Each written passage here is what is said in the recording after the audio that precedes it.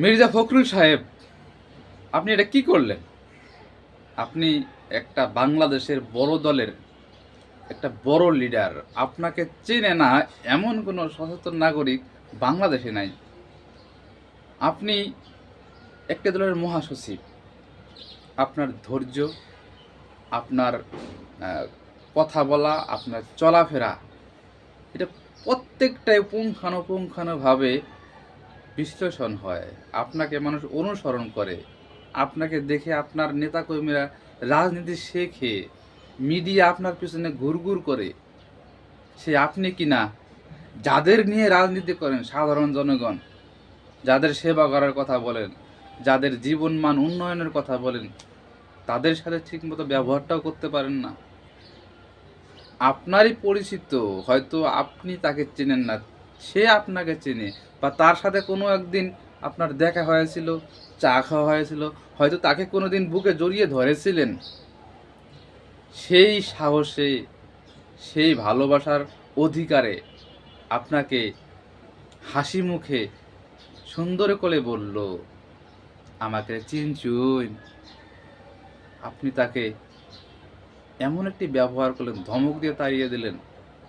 না না, এটা অন্তত আমি উপলব্ধি করতে পেরেছি, এটা আপনি ঠিক করেননি। নির্বাচনের আগে পোস্টারে তো নেতারা সুন্দর করে নিচে রেখে দেয়, আমাকে ভোট দিয়ে আপনাদের সেবা করার সুযোগ দিন।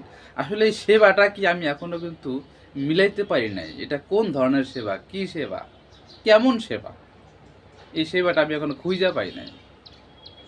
যদি সেবা প্রকৃত সেবাই হয়, তাহলে একটা সাধারণ জনগণকে, খেটে খাওয়া মানুষকে, একটা জীর্ণ শীর্ণ পোশাকের মানুষকে এইভাবে কথা বলবেন?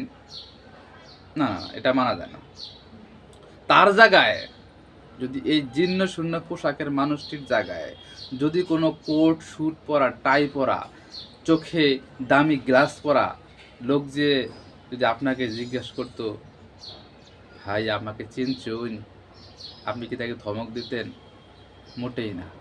তাকে হাই হ্যালো করে, হ্যান্ডশেক করে বুকে জড়িয়ে নিতেন। আসলে আপনারা নীতি কথা বলেন, জনগণকে সুন্দর সুন্দর কথা বলে জনগণের মনকে উতলা করে ফেলেন। প্রকৃতপক্ষে অন্তরে, মনে সেটা ধারণ করেন না। বড় নেতা হওয়া যায়, টাকা পয়সা, প্রভাব, ফ্যামিলিগত প্রভাব থাকলে নেতা হওয়া যায়, কিন্তু ভালো মনের, ভালো চরিত্রের নেতা হওয়াটা খুবই কঠিন, খুবই কঠিন।